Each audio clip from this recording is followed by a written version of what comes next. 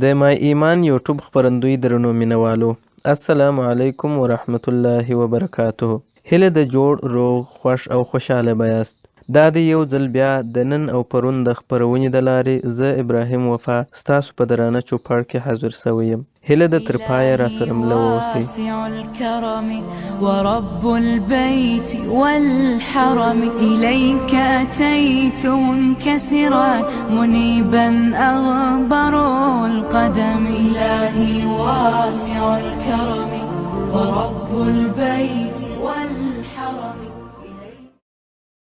تاریخ یا تیر هغه څه دی چې د پخوانیو وګړو کړنې، لاسته راوړنې، بریاوې، پاته راتلنې، تجربې، ابتکارونه او شرمونه تر موږ پورې را رسوي، چې د دغه تجربو، لاسته راوړنو او پاته راتلنو څخه اوسني وګړي ډېر څه زده کولی سي. چې په دې توګه نو تیر داسې یو ارزښتمن څه دی چې ارزښت یې یوازې هغه خلکو ته معلومیږي څوک چې غواړي پرمختګ وکړي، او چا چې تیر ته په دقت کتنه کړې بیا یې هیڅ کله داسې تیروتنه نه ده کړې چې دی دې د راتلونکو وګړو دپاره په تاریخ کې د تیروتې په توګه ولیکل سي، او چا چې تیر ته شا اړولې ده حال یې تر داسې کچې خراب سوی دی چې پر خپل ځان یې خپل زړه سوځلی دی. لکه د نن ورځې مسلمانان چې هره لاره او ګودر ځینې ورک دي، ځینې خو لا ان انګیري چې دوی بدمرغه دي چې مسلمانان دي، ځکه دوی ویني چې د غرب کفارو دومره پرمختګ کړی چې دی یې تصور لا هم نسی کولی.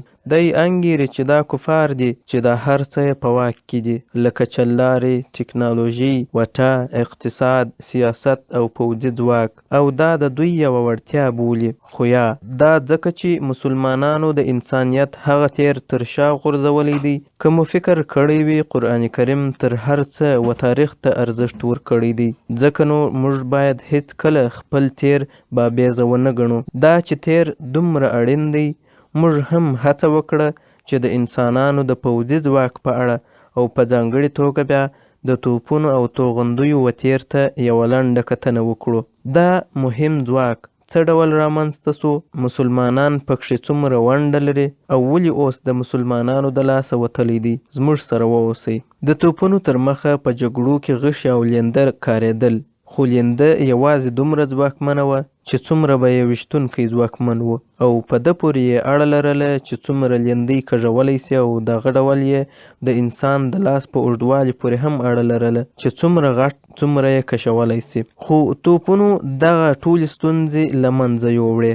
په شروع کې انسانانو پر دې کار کوي چې غشي لیرې وغورځوي. د عیسی علیه السلام تر زیږون 421 کاله وړاندې د ایټالیا په جنوبي خوا کې پخوانیو ګریک پوځیانو د ایټالوي قبیلو پر وړاندې یوه نوې وسله وکارول.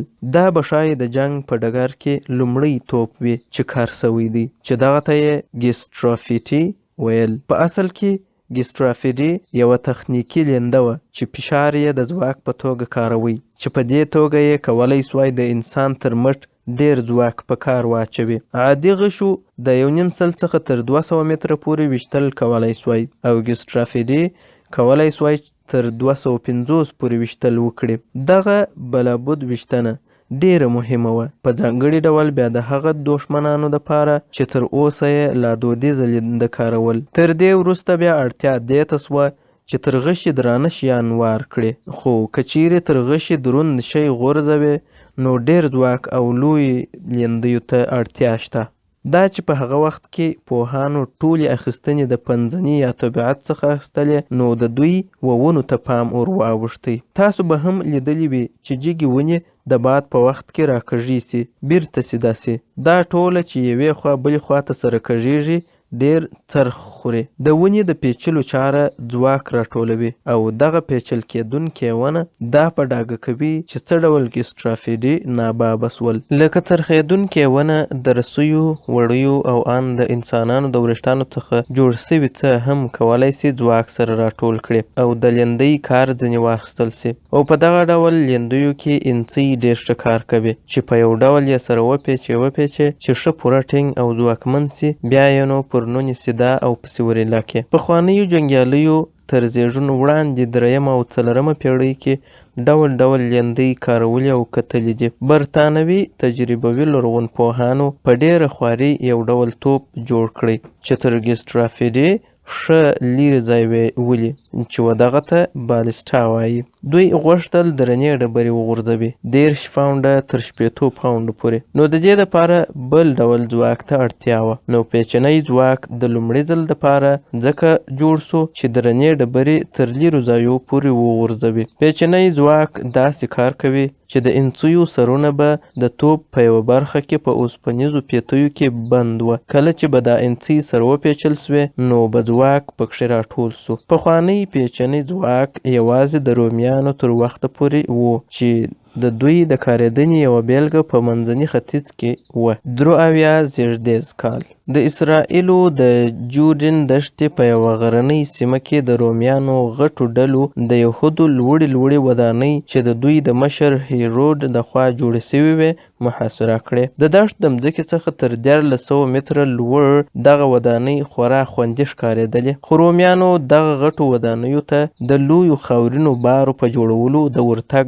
لاره اسانه کړه او هلته یې د بارې په سر د هغه وخت توپونه ورته ودرول چې دا یوه ډیره بریالۍ تګلاره وه. هلته د شنونو پر وخت هغه ډبرې هم پیدا سوې چې د هرې خوا پر راغورځول سوي وې. په ځانګړي ډول بیا د بارې د سر په خوا کې بیخي ډیرې وې. رومي قومندان فلاوس سولوا دغه توپونه یوازې د یوې موخې دپاره کارول چې مازې دوی سر ځینې راپورته نه کړي. د لرغونپوهنې شواهد ښیي چې یو لوی غټ کلا نړونکی توپ کرار د بارې سر ته پورته سوی دی چې د رومیانو دیوال یې تر حملې لاندې پنیولی دی چې هم یې د نړونکي د برجانو څخه ټکان پر کول او هم یې د کښتې خوا څخه. د دوی چم بریالی سو او کلا یې ونیوله.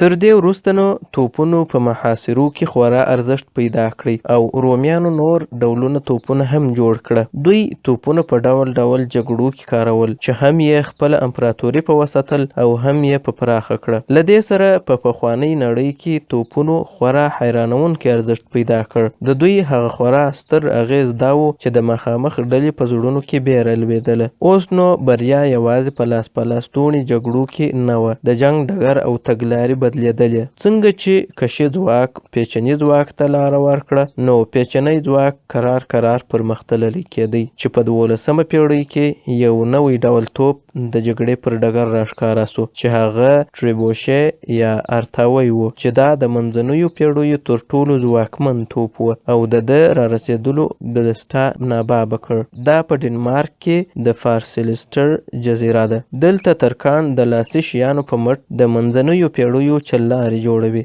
دلته دوی د ارتاوي په جوړولو اخته دي. داسې باور کیږي چې 400 کاله زیږون وړاندې د هغه وخت ټریبوشې یو دغه ډول ساده شی و چې پوځیانو به د رسیو په مټ شیان په ارتاوول. که څه هم د سم نونی نسو وهلی خو بیا هم دغه ټریبوشې د لویدید خواته هم په صلیبي جګړو کې را اوږد سو. د هغه وخت ټریبوشې یوه درنه تخته لرله چې په هغه یې شیان ارتاوول. دا د 12مې پیړۍ ډیر ښه توپ و چې لرغونپوه پیټر ویمن وغوښتل دغه ډول یو دانه جوړ کړي. د ده ټریبوشې 2 فوټه جګ دی او په یوه زړېدلې تخته باندې کار کوي. کله چې دوی وغوښتل دغه ډول ارتاوی جوړ کړي په زرګونو تجربې یې پر وکړې. کله چې په دغه یو شی ارتاووي نو یو دروند پورته کوونکی انسان غواړي. څنګه چې انسان په دغه غټو عربو کې تګ کوي نو په کرار دغه درنه تخته پورته کیږي چې بیا د اوږد لرګي په سر کې په یو سخت 13 پاونډه ډبره ارتاووي. په منځنیو پیړیو کې ټریبوشې د کلاو د پراخو دیوالونو د نړولو دپاره و. په دغه کې پخوا اوسپنې او بکرې والا ډبرې غورځول کېدې چې خورا وژونکی اغیز یې لرلو. په ځینو وختونو کې به مازې د ارتاوي د حملو ګواښ لا د دښمن کار ورکوي. ځینو به چې د دښمن بندیان ونیول بیا به یې د دې دپاره بیرته خوشي کړل چې د خپلو دښمنانو په زړو کې بیره ور واچوي. ځکه بندیانو به په خپلو کلاو کې د دې ارتاوي توپونو خبرې کولې چې داسې چې لوی لوی توپونه یې وه تر دیوالو یې ډبرې اړولی سوای او ورونه یې غورځولی سوای. خو دا رښتیا خبره ده چې داسې ایماني وګړي هم سته چې د هر ډول زبر ځواک پر وړاندې درېږي او په تشو لاسونو د ټانکونو ټکنالوژي او الوتکو سره ډغره وهي. ځکه نو ودانۍ جوړونکو داسې لارې په کار واچولې چې ځانونه یې خوندي کړل. دوی داسې کلاوې جوړې کړې چې ډېرې برخې او برجان یې لرل، پنډ دیوالونه یې وه او د 14مې پېړۍ په صلیبي جګړو کې یې د ارتاوي توپونو پر وړاندې خپل واک وښود. نو جوړونکو د حملې او دفاع دپاره بل ډول شیانو ته اړتیا پیدا کړه چې بیا د بارودو په شکل کې راښکاره سوه چې دا د جګړې په پرمختګ کې تر ټولو اړین شی و. فرانسه 1440 کال د میټرس ښار د فیوډالانو لخوا تر برید لاندې راغی. که څه هم دا کوچنۍ جګړه وه خو په دې جګړه کې لومړني باروت وکارول سوه. تر دې وروسته نو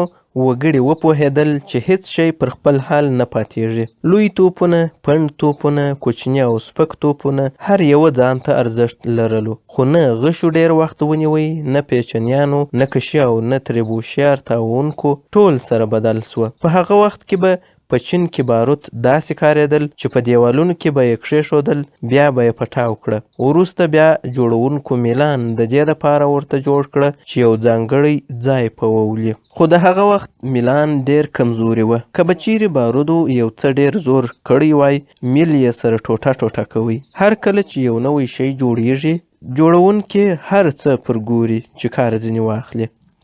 د چین د 10مې پېړۍ په دغه انځور کې بودا معلومیږي چې د یو چا لخوا حمله پر کیږي چې د دوی څخه د باڼس توپک دی. دا هغه اولیک توپک دی چې د لرګي مردکان غورځوي. دا توپکان خالي سوي باڼس وه. دوی باید د ټک کولو په وخت کې ښه ټینګ تړلی وای.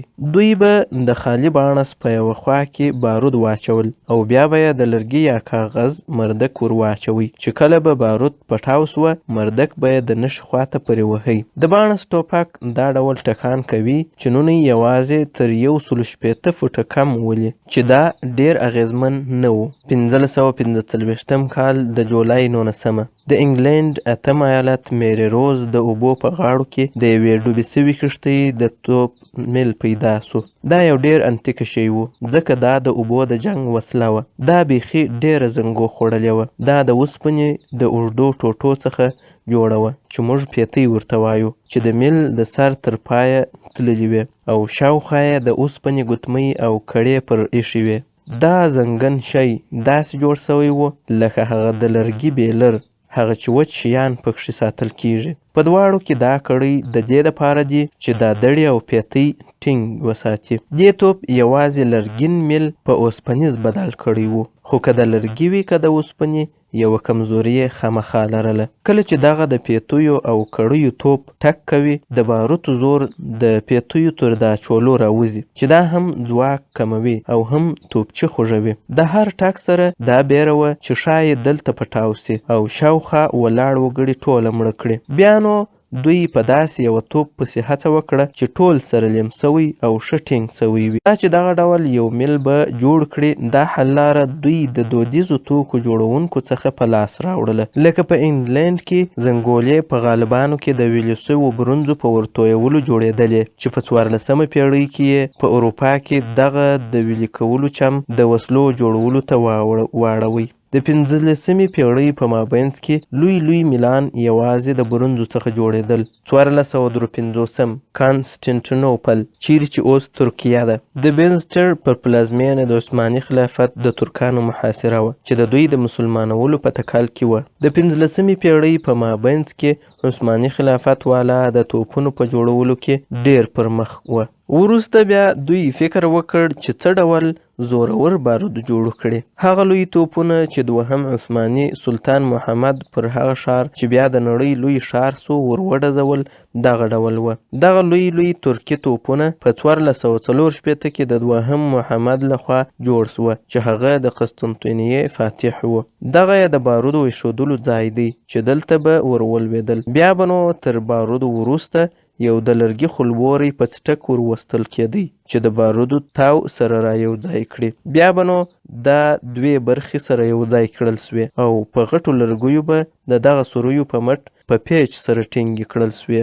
یوازې دغه د باروتو خوا یې 8 ټنه ده. کله چې به یې دغه برخې په پیچ سره وتړلې، اوس یې دغه لوی ډبرین مردکان ور اچول چې تر 600 پاونډه درانه وه. لږ تر لږه 2 میاشتو پرله پسې ویشتلو وروسته دغه غټ او پنډ دیوالونه ونړېدل. ښار مات سو او ټولو نړیوالو مشرانو د دغه څخه یو څه زده کړل. د دې دیوالونو نړېدل یوه ستره پیښه وه، نه یوازې د جګړې په اړخ کې بلکې د چلارو په برخه کې هم، چې دا یې وښودله چې هر ډول کلک او پنډ دیوالونه د باروتو په مټ نړېدلی سي. توپونه یو ځل بیا پر ښځو برلاسې سوه، خو بیا هم یو خطرې عیب دغه توپو درلودی. د ویلې کولو چلارې خو تر پیتیو او کړیو ښه کار کوي او تر چولو وتونکي زور مخه یې نیوله، خو د ټک کولو پر وخت یې د پټاوېدلو بیره ډېره وه. د 1490 څخه وړاندې ویلي برنز د توپ د بارودو پر ځای ور اچول کېده د شا خواته، چې په دې توګه به یې نو پټاکۍ لوړه او د مردک خوا کښته وه، چې هغه کمزوري برنز به د سر خواته راغله چیرې چې بارود پټاویږي، ځکه به نو توپ د ځانه داسې کمزوري جوړ سو چې وروسته بیا دوی په دې پوه سوه چې موږ باید غالب دا بل ډول کښیږدو چې دا زورور برنز یې د باروتو ځای ته ورسي او کمزوري برنز یې د میل د خولې وخواته سي، چې په دې توګه به نو ډېر کلک توپ جوړېدی. دغه کوچني توپیر ډېر بدلون راوستی او دا ډېر پر ښه وخت وسو چې توپونه یې خورا پر مخ کړه. د وچو موادو د ګډولو پر ځای د لندو په ورګډولو فرانسوي د باروتو جوړونکو وکولای سوای ډېر ښه بارود جوړ کړي. دې نوو بارودو ته یې دانې والا ویل. کله چې دغه ډول دانهداره باروت اور اخلي، دستي دغه لمبه په دا نورو دانو اور اخلي، چې په دې توګه دغه باروت ډېر ژر سوځي. دغه د رستې خوا نل د هغه بارودو ډک سو چې په 1400 کلونو کې پخوا جوړېدل او چپې خواته نوي دانوال په بارود ور واچول سوه. کله چې دواړو ته اور ورته کړل سو، توپیر یې خورا څرګند ښکاري. دانوال بارود یوازې په 3 ثانیو کې وسوځېدل. د پخوانیو باروتو د سوځېدلو په وخت کې پوره 40 ثانیې وخت ونیوی. کله چې دانوال بارود پیدا سول، په دې سره توپونه خورا پر مخ ولاړه، هم په لرې ویشتلو کې هم په زور کې. بارود یې خورا زورور سوه، پټاکۍ یې کلکې سوې او د کاڼو مردک یې د اوسپنې په هغې واوښتل. او کله چې دوی د اوسپنې نظر پیدا کړ، دا یو ښه پرمختګ و، ځکه چې د اوسپنه تر کاڼي 3 واره درنه ده او چې که پر یو کلک شي وموښلي ماتیږي هم نه او ښه تګ هم کولی سي. نو په دې توګه درانه شیان ډېر ژر د ویشتونکو توکو دپاره یو غوره توب سو. اوس یا باخبره نونې ویشتنې ته ودرېدل. که چیرې دغه یو څوک مردک پر خپل نونې ونه موښلي، نو دا بیا دا ټوله هڅه بې فایدې کوي. نو یوې غټې ډلې پر دې کار وکړي چې څه ډول سیده ویشتنه وکړي. د کره توپ دپاره هڅې په 14مه پیړۍ کې د ایټالیا د ویرونا په ښار کې پیل سولې. د توپ څخه راوتلی دغه د تبرزین غوندې شی د 15مو پیړیو دی. دا نیکولو ټیټالیا په لومړي ځل جوړ کړي چې دی د ایټالیا یو ریاضي پوه و. هغه فکر وکړ چې دا د توپ مردک ولې او څنګه ځي. ټیټالیا د هغه مردک دپاره چې د توپ څخه وځي په ریاضي کې یو حساب وکړ چې یو مردک سیده څونه ځي، او دا 120 کاله تر هغه د مخه وکړه چې کله ایزیک نیوټن د مځکې د کشش ځواک راوسپړی. د ټیټالیا په وخت کې د مځکې د کشف په ځواک یا جاذبه قوه څوک نه پوهېدل، خو دی په دې پوهېدی چې کله ټک وسي دا مردک د توپ څخه الوزي او بیرته مځکې ته رالویږي. د دغه ډول پر نورو برخو هم کار ور وکړي. په 0 درجه کې د توپ مردک ډېر ژر مځکې ته رالویږي. که چیرې د 22 درجې ته پورته کړې، مردک یو څه لوړ ځي او یو څه لرې موښلي. که یې د غونډه 2 واره 45 درجې کړې، نو تر د هغه هم جګ ځي. پر دغه څو حسابونو ټیټالیا د توپ یو ارزښتمن تبرزین جوړ کړی.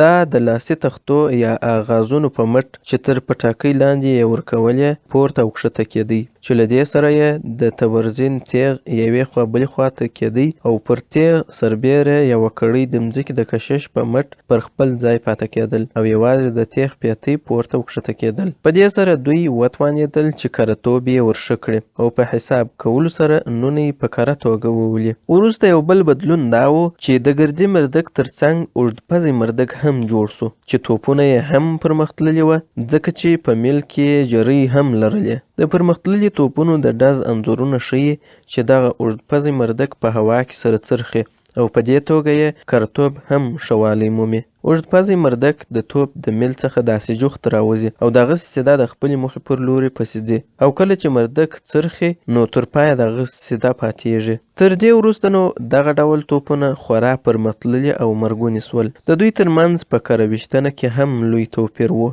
د ساده میلې توپ څخه 5400 فوټه لیرې ایښودل سوی نونی په ویشتلو سره دا ساده میلې توپی یو څه کره ښکاري، خو تر 5 وارو وروسته یې هم د نښې منځ ونه ویشتلی سو. وروسته بیا د جریوال توپ کتنه وسول چې هغه اوږدپزی مردک والاو چې مردک یې په هوا کې څرخېدی. تر 2 وارو وروسته دغه توپ خپله برلاسي وښودله. د ساده میلې په اړه یو بد خبر دا و چې که چیرې دی په 5400 فوټه کې د نښې منځ نسي ویشتلی نو د دې نښې دایره خو 2000 فوټه لیرې یا 3400 فوټه لیرې ان تر 100 فوټو پورې غټیږي، چې معنا یې دا ده چې دغه ساده میلې توپونه دومره لیرېوالي کې نښه کره نسي ویشتلی، چې په دې سره نو ساده میلې توپونه مخ پر ورکېدو سوه. چارځایي پرمختګ توپونو تر بل هر وخت خورا مرګوني کړل. دا هغه وخت و چې کله د توپ د میل مواد چې د توپ میل ځینې جوړېدی ور بدل کړل سوه. پولاد خورا کلک دی او دغه ډول کولی سي چې ویلې هم سي، چې بیا نو په وسلو کې د خپلې خوښې وړ شی ځینې جوړېدلی سي. خو د 19مې پیړۍ تر مابینځه جوړونکي په توپونو کې د پولادو پر ډیرو کارولو یو څه بې باوره وه. په شروع کې پولاد داسې شی نه و چې په توپک جوړونه کې دې کار ځینې اخیستل سوی وای، ځکه که چیرې میلان ځینې جوړ سوي وای ښایي پټاو سوي به وای. دا بې باوري تر 1840 پورې وه چې بیا یوې جرمنۍ کمپنۍ د پولادو د ویلې کولو یوه نوې لاره په کار واچول چې د نیکلو او منګني یو ګډ وډ یې جوړ کړی چې په پایله کې پولاد د لویو توپونو د جوړولو وړ سول. د میلانو په پولادي بدلېدلو توپونه خورا پرمختللي کړل. کره توب، لیرویشت او ځواکمنتیا خورا ستر سول، خو بیا هم خورا ډیرو پرمختیاو ته اړتیا وه. ژر ټک کول. د دې دپاره نو جوړونکي اړ وه چې د توپ د غورځېدلو یوه چاره وکړي. یوه لویه ستونزه دا وه چې تر وارې وروسته به توپ بیرته خپل پر ځای درول غوښتل، ځکه تر وارې وروسته دی 2 متره پر شا تلی. بیا برابرولو یې ډیر وخت غوښتی. په 1890 کې فرانسوي پوځي جوړونکو د فرانسوي پنځاویا په جوړولو رښتیا وکولای سول چې د دغه غورځېدلې مخه ونیسي. دا د ټولو پرمختللو توپونو نیکه و. دا توپ باید د یو راز په ډول ساتل سوی وای. د 19مې پیړۍ په 2مه نیمایي کې د جرمني د پوځ د ځواکمنېدو سره دوی جاسوسان راواستول چې د نورو هیوادونو د ټوپکونو په اړه معلومات راغونډ کړي. خو د فرانسې د توپو جوړونکي تر جرمني یو قدم وړاندې وه. دوی په یوه پله د څو ټوپکونو او توپونو ننداره ورکړه چې د جرمني جاسوسان ونه پوهېږي چې نوي څه دي. خو په دغه نندارتون کې یو ډیر اړین څه ورته په ډاګه سوه، د دوی د هایدرولیکي غورځېدنې چاره. کله چې یو پرمختللی توپ ډز کوي نو په یو نل کې یو خلبوری پر تیلو ورځي چې په دې ډول غورځېدل کمزوري کوي. دوهم خلبوری بیا نایتروجن غاز کښېکاږي چې غوړي او میل بیرته خپل ځای ته پرېوهي. تر فرانسوي پنځاویا د مخه د توپو مردک په دقیقه کې 10 واره واردل. یوې ډلې پر پنځاویا د کار کولو په مټ دغه کچه د 10 څخه 20 ته پورته کړه. دا په فرانسه کې تر ټولو ښه توپ و چې پولادي میل یې لرلو چې سپک او وړل کېدونکی و خو ډیر ټینګ و، او پر دې سربیره یې یو پولادي سپر هم لرلو چې پوځیان یې ساتل. که موږ دغه توپ ته وګورو او د هغه وخت د توپک جوړونې ستونزو ته وګورو، په دې کې هر ستونزه له منځه وړل سوې ده. په لومړۍ نړیواله جګړه کې دغه ډول توپونه هم د امریکا او هم د فرانسې دپاره هغه مهم توپونه وه. په لومړۍ نړیواله جګړه کې توپونه خورا ستر سول ځکه پر جګړه یې اغیز خورا ستر و. تر دغه وخته د توپونو څخه ډیر کار اخیستل کېدی، مګر په دغه وخت کې په ټوله نړۍ کې تر اوسه دومره ډیر توپونه نه ولیدل سوي. دغو توپونو ډیر لیرې ځای ویشتی او تر بل هر وخت ډیر ورانونکې وه. لویو بمبارونو ته وختي تایا نیول سوې وه چې کیږي به او پیادهو ته به د مخکې تګ لاره خلاصوي. یوازې توپ د دښمن خنډونه لرې کولی سوای، یوازې توپونو خزې نړولی سوای، یوازې توپ د دښمن توپ خرابولی سوای. نو لومړی نړیوال جنګ کې هر څه په توپ کېدل.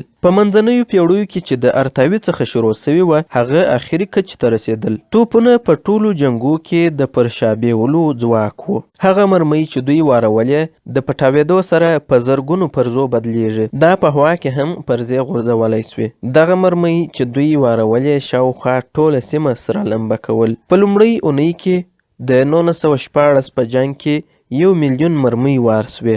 یوازې برتانویانو 1 میلیون مرمۍ 14 میله لرې وار کړې چې په زرګونو جرمنیان په هغه بمباران کې ووژل سوه. او هر څه وژنې چې په لومړۍ نړیواله جګړه کې وسوې وژونکي نه پوهېدل چې دوی څوک وژني او ان څه شي وژني، ځکه دوی د بیخي لرې څخه مرمۍ وارولې. هغه جنګونه په کیلومترو سول چې پخوا به په مترو کې کېدل. په ټول تاریخ کې توپونه په لومړي ځل تر ټولو وژونکي سوي وه. د لومړۍ نړیوال جګړې تر پای ته رسېدو وروسته 80 سلنه مرګ ژوبله په غټو توپونو سوې وه. خاص لکه د پخوانیو په ډول د لومړۍ نړیوالې جګړې مشران په دې پوه سول چې دا توپونه یوازې د وژنې دپاره نه کاریږي، د تروریزم یعنی د بیرولو دپاره هم ښه کار کوي، چې دغه د تروریزم یا بیرولو چاره دوی تر اوسه هم پر مخ وړي. دوی په اټم بم، B-52 الوتکو، سمندري کښتیو او بې پیلوټه هغه بې زړه او کمزوري ایمانوالا مسلمانان او د ځان دښمنان بیروي. خو دا چې اسلام داسې یو دین و چې ټولې نړۍ ته یې صلح او آرامي راوړل، نو ځکه ډیرو مسلمانانو د دغه وژنو او وینې تویونو په سیالیو کې برخه وانخیسته. مګر یهودو او نصاراو د مسلمانانو د دغه حوصلې او انسانیت څخه په ګټه اخیستنې دوی تر پښو لاندې او شاته پاته کړه. مسلمانان یې قتل عام او مځکې یې ځینې ونیولې تر څو مسلمانان ونسي کولی د دوی د دغه تروریزم او وینې تویونې پر وړاندې سر راپورته کړي. د یهودو او نصاراو تروریزم او بیرونه تر داسې کچې ورسېدله چې اوس یو مسلمان ان و خپلو بچیو ته لا د یهودو او نصاراو په رد کې څه نسي ویلی. خو که چیرې مسلمانان د عقل څخه کار واخلي او په دغه ډول شر وژنه او فساد وژنه لاس پورې کړي، لرې به نه وي چې د جولاګۍ دغه ځالې به یې یوازې په پوکولو نه ونړیږي. د جرمني پریس توپونه بلاوې وه. د دوی میل 130 فوټه اوږد و او په 80 نفرو ټک پکې دی. په 1918 کې دوی د پاریس ښار د 15 میله څخه لرې وویشتی. داسې یو ټوپک جوړول چې مرمۍ یې تر 1 ټن رسیږي او دومره لرې سمه نښه ولي، دا خورا جالبه ده. چې دومره لرې یو مردک ورسوي، نو جرمني جوړونکو باید د مځکې پر ګرځښت او د مځکې پر ګردښت فکر کړی وای. د مرمۍ تګ کرښه یې په 45 درجې کې نرم بادیال ته یووړه، چیرې چې د هوا ټینګښت لږ دی او دې سره نو مرمۍ ډیر ټک کولی سي. د لومړۍ نړیوالې جګړې پیرس توپ د جرمني د دوهمې نړیوالې جګړې تر دغه توپ 2 واره غټ و. د مرمۍ د الوت څخه زده کړو په دوهم نړیوال جنګ کې هم خپل ارزښت وښود. دغه ډول زده کړې په 1910 کې په نازي 2 د توغندۍ په چاره کې وکارول سوې چې دا د نړۍ لومړنۍ بالستیکي توغندۍ وه. له دې سره نو په پوره ډول د جګړې یو نوی اړخ پرانیستل سو او دا بالستیکي چارې د US او USSR ترمنځ د سړې جګړې یو مهم اړخ جوړ سو. توغندۍ د توپ هغه ډول مرمۍ دي چې خپله د تګ ځواک لري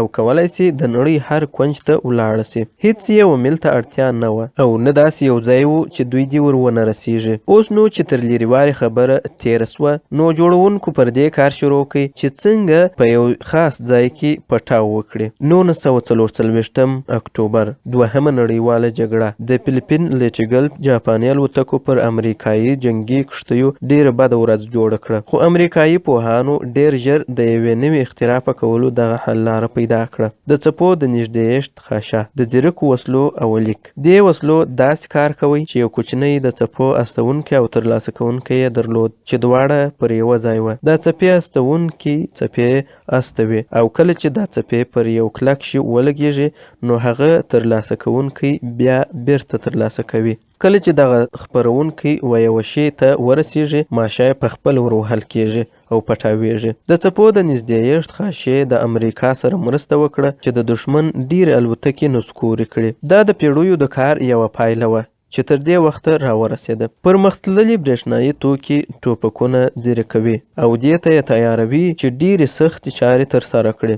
دغه M30 یو توپ دی چې ویشتونکی یې هر څه په کمپیوټري حساب حسابوي او بیا نښولي. توپکونه د 2500 کاله را په دې خوا کاریږي. د هغه وروسته لرې ویشت، کرتوب، وراني او ټولې چلارې خپلې لوړې کچې ته رسېدلي دي. دغه توپک بیا تر هغه لا پرمختللی دی. دې ته وایي بې لاسه توپ. دا د ډیرو اوږدو هڅو او ډبلو لګښتونو پایله ده چې لیروالی، کرتوب او ځواکمنتیا د انسانانو په لاس کې سوله. امریکا او نور یرغلګر ځواکونه اوس مهال په دې هڅه کې دي چې څه ډول وکولی سي خپل پوځیان د مرګه راوګرځوي، یعنې د ځواکونو مرګ ژوبله کمه کړي. ځکه نو دوی هڅه کوي چې یو خپله ډکېدونکی توپ جوړ کړي. توپونه هغه ټوله تګلاره بدلوي چې پخوا به جګړه پر کېدله. په اوس وخت کې بیا هڅه دا ده چې ویشتونکي توپچیان یا ټانکیسان څنګه د بوشکې د ډګر لرې کړي او د جګړې هغه اړخونه چې موږ اوس ورسره بلد یو بدل کړي.